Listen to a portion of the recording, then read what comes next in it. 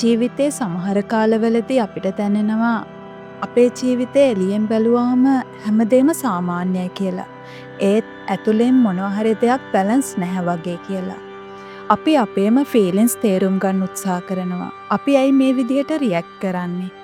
ඇයි සමහර මෙමරීස් තාමත් අපිව අල්ලගෙන ඉන්නේ? ඇයි සමහර තැන්වල අපිට අපේම වොයිස් එක නැති වුණා වගේ දැනෙන්නේ? ඒ ප්‍රශ්නවලට උත්තර හොයන මේ ගමන තමයි හීලින් ජර්නි එක. මේ වීඩියෝ සීරීස් එකේදී කතා කරන්නේ චක්‍ර ගැන. හැබැයි මේක ඔයා ඒව ගැන විස්තර ටිකක් අහලා ඒක අමතක කරනවා නෙවෙයි. මේක ඔයාට ඔයාගෙම ඇතුළත ලෝකය දිහා ආයෙමත් හැරිලා බලන්න පුළුවන් අවස්ථාවක්. ඔයාගේ ඉමෝෂන්ස්, එනර්ජි, ෆියර්ස්, ඩ්‍රීම්ස් ඔයා ගැන ඔයා නොදන්න ඒ හැමදේම තේරුම් ගන්න ජර්නි එකක්. කෙනෙක් හීලින් ජර්නි එකට ඇතුල් වෙන්න පටන් ගත්තට පස්සේ එයා කලින් කවදාවත් හිතපු නැති දේවල් ගැන හිතන්න පටන් ගන්නවා. අපේ ෆීලිංස් ගැන, අපේ රියැක්ෂන් ගැන, අපි නැවත නැවත එකම සිටුේෂන් වලට වැටෙන්නේ ඇයි කියලා, සමහර මිනිස්සු අපේ ජීවිතේට මෙච්චර බලපෑමක් කරන්නේ ඇයි කියලා, අපිට සමහර දේවල් අතාරින්න බැරි ඇයි කියලා, ඒ වගේම පිටතින් හැමදේම හොඳින් තියනවා වගේ පේන දවස්වල පවා ඇතුලෙන් අපිට හිස් බවක්, බරක්, තමන්ගෙම ඩිස්කනෙක්ට් වෙලා වගේ ෆීලින් එකක් දැනෙන්නේ ඇයි කියලා. ඒ වගේ වෙලාවක තමයි අපිට හීලින් කියන වචනය ටිකෙන් ටික වෙනස් තේරුමකින් දැනෙන්න පටන් ගන්නෙ. හීලින් කියන්නේ තුවාලයක් සුව කරන එකම නෙවෙයි. හීලින් කරනවා කියන එකෙන් අදහස් වෙන්නේ නැහැ ඔයා ස්පිරිචුවල් ලයිෆ් එකක්ම මුළු ජීවිතය කාලෙම ගත කරනවා කියන එකක්. හීලින් කියන්නේ අපි අපෙන්ම ඈත් වෙලා ජීවත් වෙලා තියෙන තැන් හඳුනගන්න එක.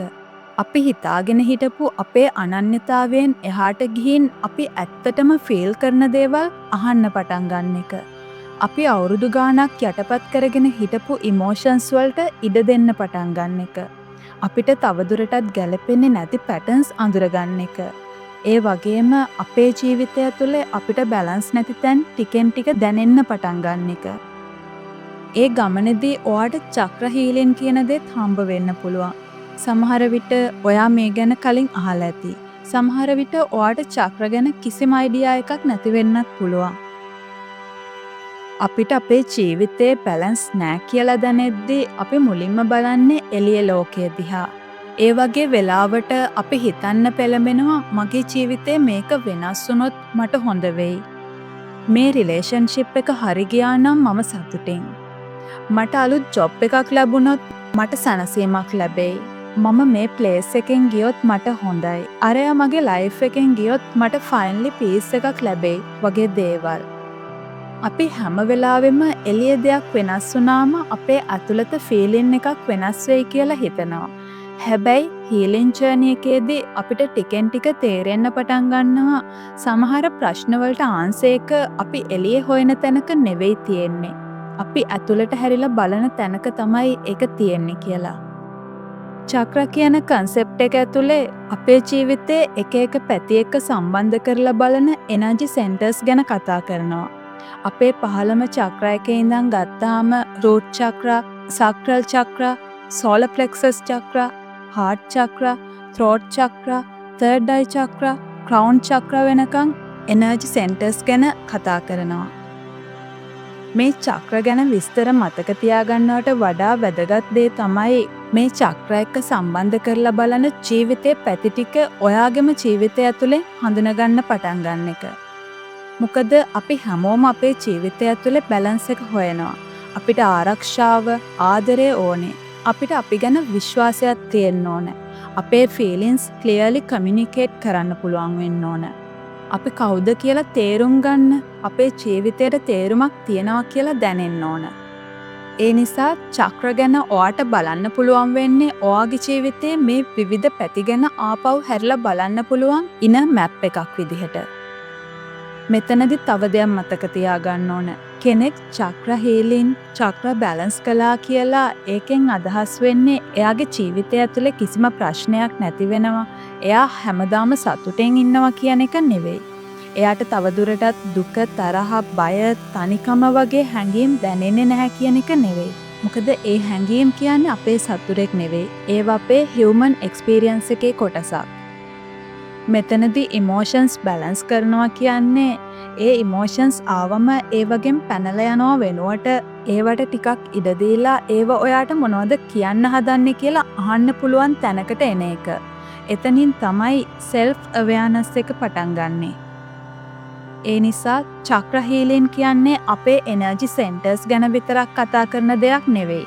ඒක තමන්ගේ ජීවිතය ඇතුලෙන් ඔබ්සර්ව් කරන්න පටන් ගන්න ජර්නි එකක්. ඔයා කොහොමද ආදරය කරන්නේ? ඔයා කොහොමද කමියුනිකේට් කරන්නේ? අනිත් අය එක්ක බවුන්ඩරිස් තියාගන්නේ කොහොමද? ඔයා කොහොමද පේන් එකක් හැන්ඩල් කරන්නේ? ෆියර් එකක් ආවම ඒකට රියැක්ට් කරන්නේ කොහොමද? ඔයාට තමන් ගැන කොච්චර විශ්වාසයක් තියෙනවද? තමන්ගේ ඇත්ත එක්ක ජීවත් වෙන්න ඔයාට පුළුවන්ද? ඔයාට ඔයාගේ ජීවිතය ඇතුලේ ආරක්ෂිතයි කියලා දැනෙනවද? ඔයාට තමන්ගේ ඉමෝෂන්ස් එක්ක කම්ෆර්ටබල් වෙන්න පුළුවන්ද? මේ වගේ ප්‍රශ්න ඔයා ඔයාගෙන් අහනකොට ඔයාගෙන් එන ආන්සර් එකට ඔයා කැමති වෙන්නත් පුළුවන්. සමහර ආන්සර්ස් ඔයාට අන්කම්ෆර්ටබල් වෙන්නත් පුළුවන්. සමහර ආන්සර්ස් ගැන ඔයාටම පුදුම හිතෙන්නත් පුළුවන්.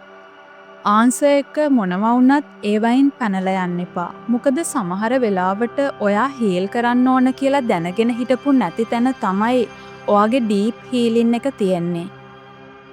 ඒ වගේම හීලින් කරන විදිහත් හැමෝටම එක වගේ වෙන්නේ නැහැ. කෙනෙක් භාවනාව මගින් තමන්ව හොයාගන්න පුළුවන්.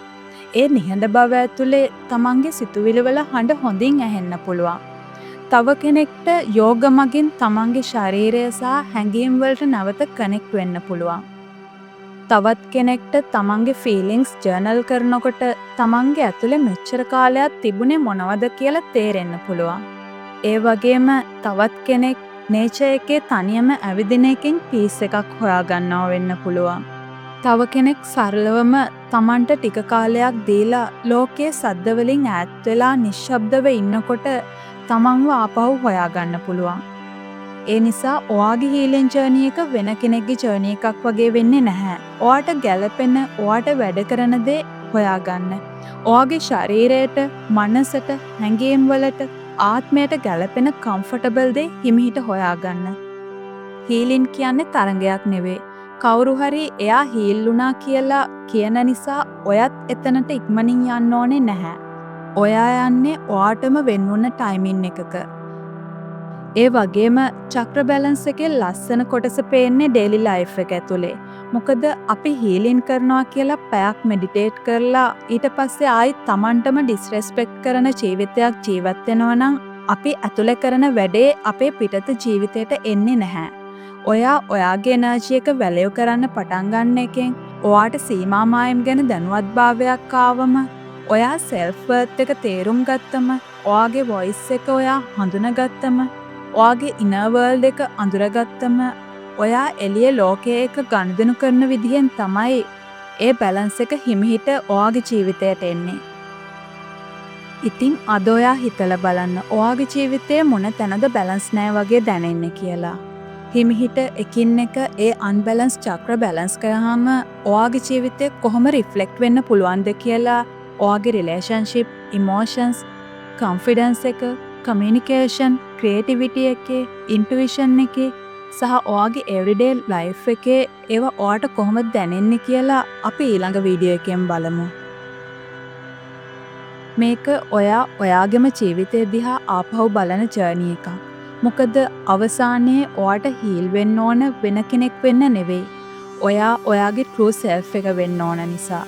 ඔයාගෙන් ඈත් වෙලා හිටපු ඔයාව ආපහු හොයාගන්නයි ඔයා හීල් වෙන්නේ. ඒක තමයි මේ ජර්නි එකේ ලස්සනම කොටස. ඔයා එළිය ලෝකයෙන් උත්තර හොයලා, සයින් හොයලා වෙන කෙනෙක් ඔයාට උත්තර හොයලා දෙයි කියලා බලාගෙන ඉන්න අතරේ ටික දවසකින් ඔයාට තේරෙන්න පටන් ගන්නවා ඔයා හොයපු කෙනා හැමදාම ඔයා ඇතුළෙම නේද හිටියේ කියලා. ඒ නිසා හදිස්සියක් නැතුව, ෆෝස් කරන්නෙත් නැතුව, කාගේවත් පාත් එකක් කොපි කරන්නෙත් නැතුව ඔයාගේ එනර්ජි එකට අහුම්කම් දීලා, ඔයාට අයිති කාලයට ඉඩ දීලා, ඔයාටම නැවත ලං වෙන ගමනක් විදිහට ඔයාගේ මේ ජර්නි එක යන්න. ඔයාගේ ඇතුළත එනර්ජි එක බැලන්ස් වෙන්න පටන් ගත්තම ජීවිතේ හැම දෙයක්ම වෙනස් වෙන එක නෙවෙයි වෙන්නේ. ඒ හැම දෙයක්ම ඔයා අත්විඳින විදිහයි වෙනස් වෙන්නේ. චක්‍ර බැලන්ස් කරනවා කියන්නේ පර්ෆෙක්ට් ලයිෆ් එකක් හදාගන්න එක නෙවෙයි. ජීවිතේ ලැබෙන හැම මොහොතකම වඩාත් සම්පූර්ණව ජීවත් වෙන්න ඉගෙන ගන්න එක.